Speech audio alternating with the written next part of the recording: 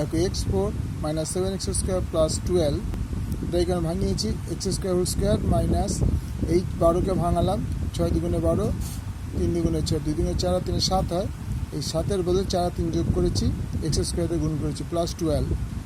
এবার যা ছিল তাই, এবার ব্র্যাকেটে যে তুলে দিই x square whole square minus 4x square প্লাসে মাইনাসে মাইনাস 3x স্কোয়ার প্লাস 12।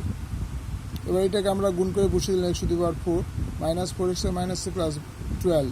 এর এক্স স্কোয়ার যদি আমরা কমন নিই দুটো থেকে, তাহলে এক্স স্কোয়ার মাইনাস 4 থাকে, এখানে মাইনাস 3 কমন নিলে এক্স স্কোয়ার মাইনাস 4, তাহলে এইটা আর এইটা কমন, প্রথমে কমন গেল, পরে রইল এক্স স্কোয়ার মাইনাস 3।